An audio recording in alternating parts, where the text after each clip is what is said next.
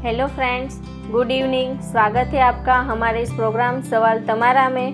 तो आज जो मैं लेके आई हूँ वो है कि आईवीएफ जब करवाते हैं तब कई सारे लोग के सवाल रहते हैं कि उनको समर सीज़न में करवाना चाहिए या नहीं करवाना चाहिए, उसके कौन से साइड इफ़ेक्ट है वो सब जानना चाहते हैं। तो आज हम उसी के बारे में मैडम से डिस्कस करेंगे।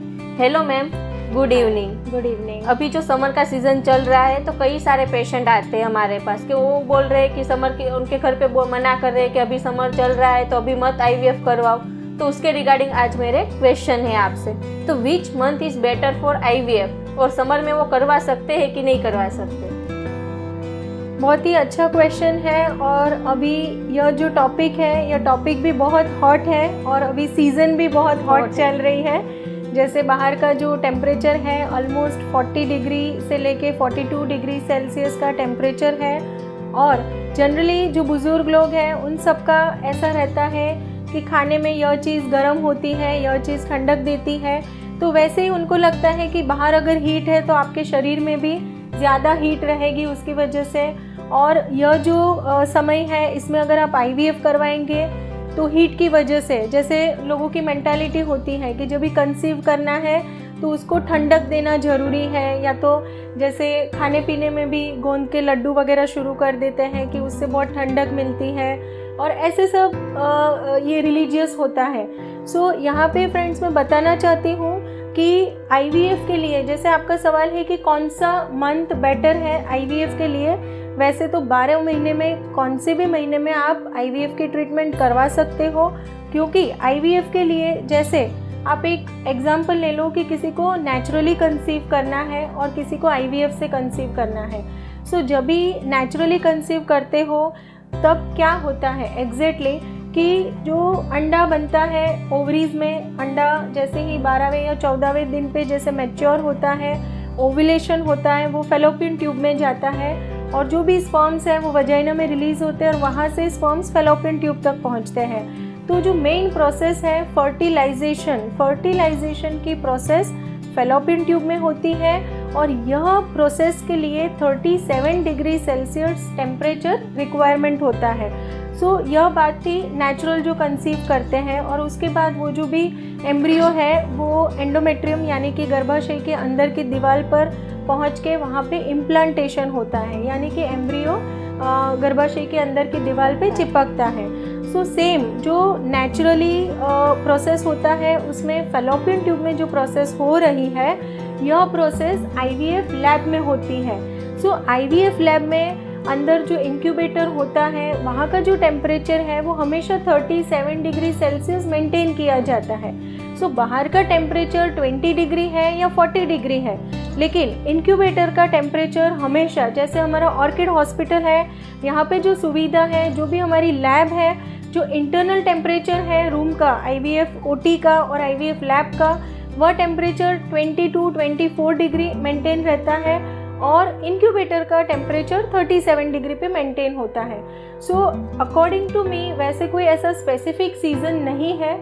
हालांकि मैं बताना चाहती हूँ कि मार्च महीने से सितंबर महीना जो है उसमें हमने देखा है कि जो सक्सेस रेट है वो बढ़ जाते हैं। जैसे मार्च महीना है, वेकेशन, बच्चों को छुट्टी का टाइम शुरू हो जाता है। जैसे कोई टीचर्स वगैरह है जो वर्किंग है उनको भी छुट्टियों का समय शुरू हो जाता है, तो वो टाइम पे वो साइकोलॉजिकली काफ़ी रिलैक्स्ड रहते हैं। तो हो सकता है उसकी वजह से भी सक्सेस रेट बढ़ जाते हैं। दूसरा है कि समर सीज़न जो है, समर सीज़न में हीट जैसे हमने बताया, तो बाहर का जो सनलाइट वगैरह है वो सनलाइट की भी अपने बॉडी के ऊपर काफ़ी अच्छी इफ़ेक्ट्स आती है। जैसे आपको पता ही होगा कि जब भी सनलाइट अपने स्किन पे लगती है तो स्किन में जो मेलाटोनिन नाम का जो पिगमेंट रहता है उसका प्रोडक्शन बढ़ जाता है। मेलाटोनिन से आपकी जो क्वालिटी ऑफ द एग्स है वो इम्प्रूव हो सकती है। दूसरा है कि सनलाइट की वजह से विटामिन D3 है ना, जैसे कैल्शियम है, विटामिन D3 है, D3 का प्रोडक्शन बढ़ जाता है आपके बॉडी में और उसकी वजह से भी आपका जो एग्स है उसकी क्वालिटी इम्प्रूव हो जाती है। सो मेरे ख्याल से एनी सीज़न और any month of the year you can always go for the IVF treatment. Okay. दूसरा सवाल है कि अगर उनको आईवीएफ करवाना है तो कितनी बार करवा सकते हैं? जनरली मैं जब काउंसिल करती हूँ पेशेंट को आईवीएफ साइकिल के लिए, तब जनरली बताती हूँ कि एटलीस्ट मेंटल प्रिपरेशन आपको रखना है मिनिमम 3 साइकिल्स का। कभी कभी ऐसा भी होता है कि पेशेंट को 6 साइकिल तक भी पहुँचना पड़ता है।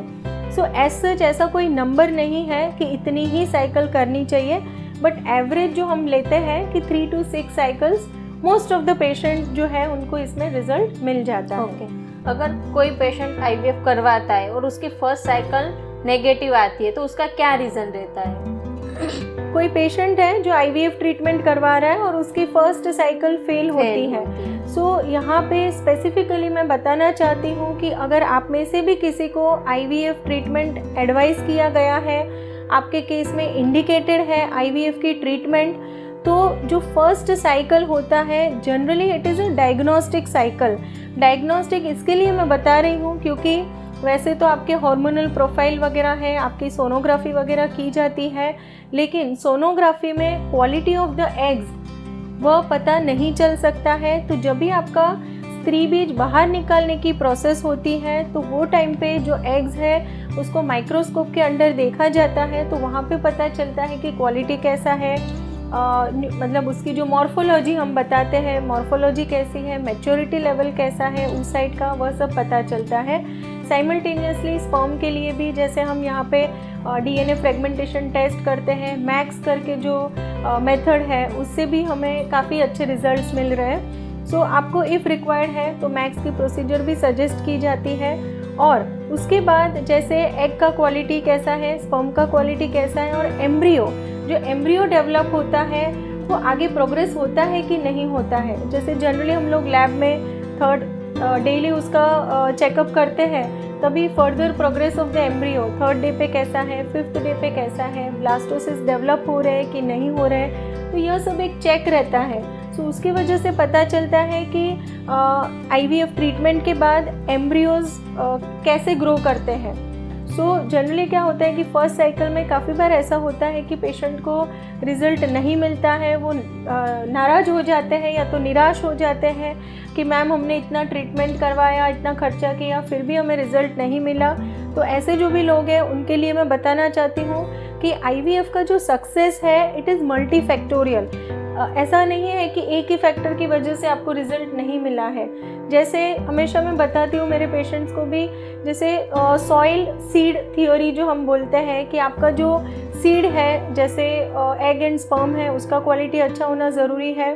सॉइल जो है यानी कि एंडोमेट्रियम है, एंडोमेट्रियल लाइनिंग जो है वो अच्छी होनी चाहिए, और उसके बाद उसको जो पानी और सूर्य प्रकाश जो मिलता है वो अच्छे से उसको मिलना चाहिए। जब ये तीनों फैक्टर अच्छे से कंप्लीट हो जाते हैं तभी आपके सक्सेस के चांसेस बढ़ जाते हैं। लेकिन काफ़ी बार ऐसा होता है कि इम्प्लांटेशन फेलियर हो सकता है, या तो जैसे हम बोलते हैं कि वीड है तो अपना जो प्लांट है उसको ग्रो नहीं होने देता है। वही हिसाब से अगर एंडोमेट्रियम में कोई इन्फेक्शन वगैरह है तभी, या तो थिन एंडोमेट्रियम है, ऐसे पेशेंट में भी साइकिल फेल होने के चांसेस बढ़ जाते हैं। ओके, आपने बोला आईवीएफ में हम एम्ब्रियो रखते हैं, बराबर। अगर किसी का नेगेटिव आता है तो उसको क्या मिसकैरेज बोलते हैं कि क्या बोलते हैं?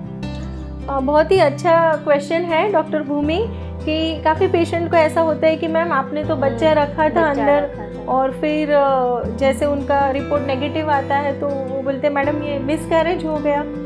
सो फ्रेंड्स, एम्ब्रियो जो हम रखते हैं वो बच्चा ही है एग्जैक्टली, लेकिन जब भी वो इम्प्लांट होता है यानी कि बच्चेदानी के अंदर की दीवार पे चिपकता है उसके बाद ही उसे पॉजिटिव माना जाता है।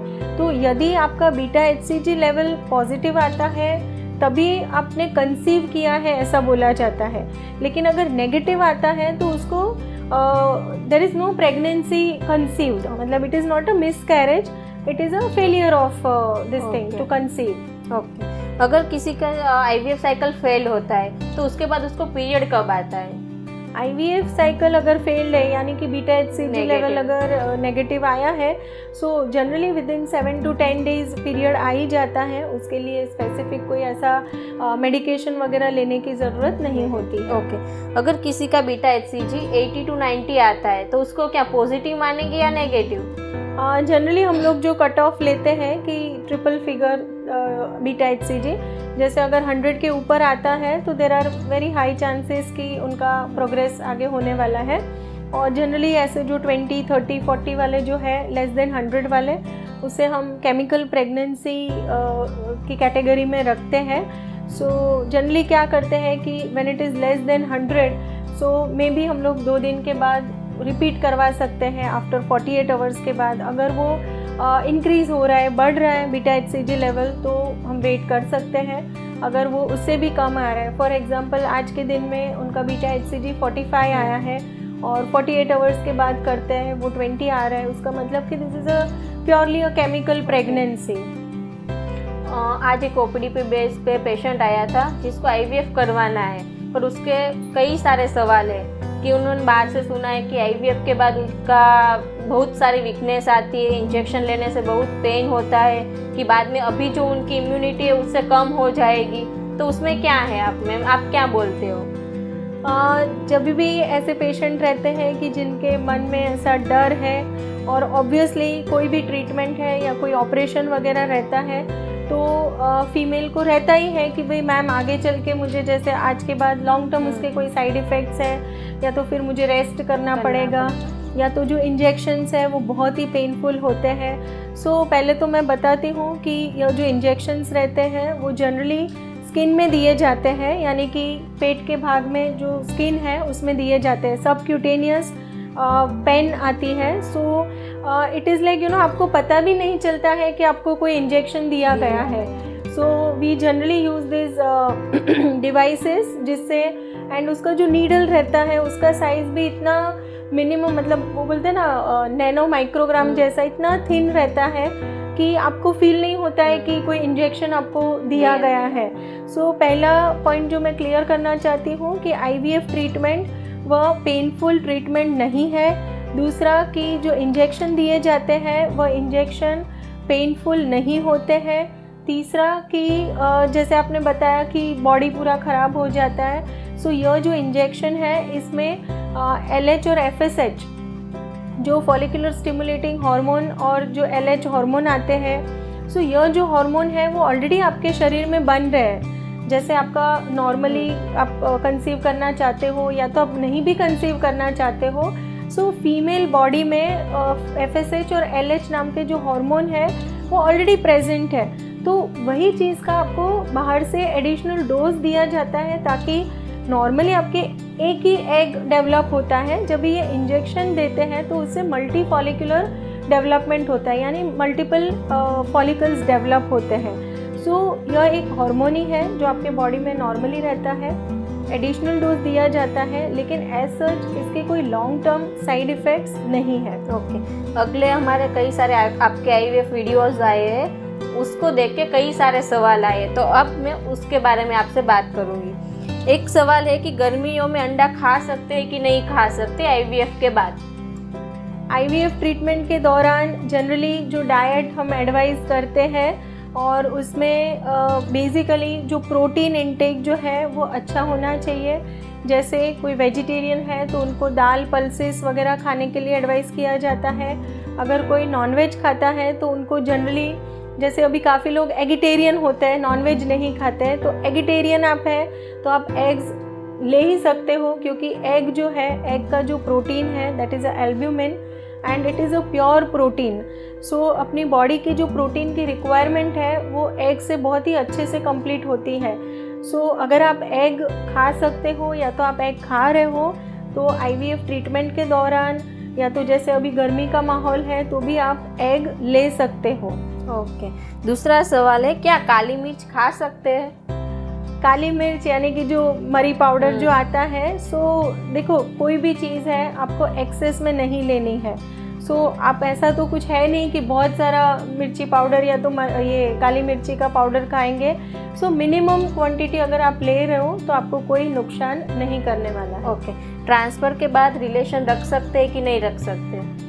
एम्ब्रियो ट्रांसफ़र के बाद रिलेशन नहीं रखना है, क्योंकि देर आर चांसेस कि सीमन जो है उसमें अगर कोई इन्फेक्शन है, पस सेल्स वगैरह है, तो इसकी वजह से इन्फेक्शन होने के रिस्क बढ़ जाते हैं। सो जनरली भी एडवाइस कि ट्रांसफ़र के बाद आपको रिलेशन नहीं प्लान करना है। ओके, एक सवाल है, प्रेगनेंसी रखनी है पर मुझे हर बार कॉन्स्टिपेशन रहता है, तो वो आईवीएफ करवा सकते हैं कि नहीं करवा सकते हैं? कॉन्स्टिपेशन और आईवीएफ का जो ट्रीटमेंट है उसको मतलब उसकी वजह से आपको डिले नहीं करना चाहिए, क्योंकि कॉन्स्टिपेशन जो है वो आपका जो डाइट है उसकी वजह से आपको कॉन्स्टिपेशन हो रहा है, या तो आपको कोई इंटेस्टिनल इन्फेक्शन वगैरह है तो उसकी वजह से भी हो सकता है।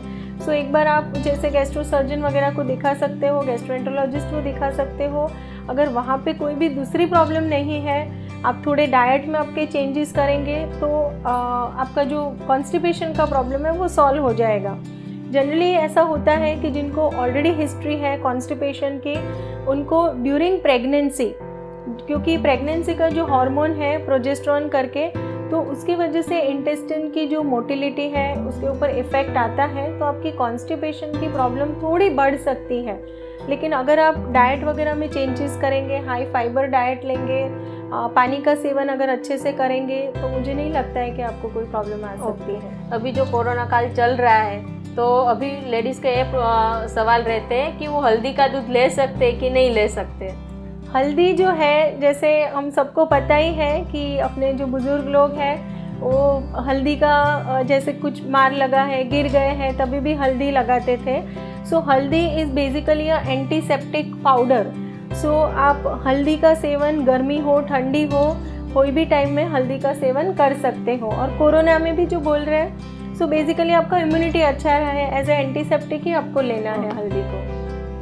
सो जितने भी हमारे व्यूअर्स हैं उनको मैं बताना चाहती हूँ कि आईवीएफ ट्रीटमेंट जो है उसको लेकर काफ़ी सारे मिथ्स हैं, काफ़ी सारे कन्फ्यूजन्स हैं। तो हमारे जो अगले वीडियोस हैं, पहले के जो वीडियोस हैं उसको भी आप सुन सकते हो, और आपके माइंड में उसके अलावा भी और कोई क्वेश्चंस हैं या ऐसे कोई कन्फ्यूजन होती है तो आप कमेंट बॉक्स में ज़रूर से लिख सकते हो, और हम जल्द ही कोशिश करेंगे। और ऐसे ही हम जो हमारा कार्यक्रम है सवाल तमारा, उसमें आपकी ही वह सब क्वेरीज लेकर वापस आएंगे सवाल तमारा में।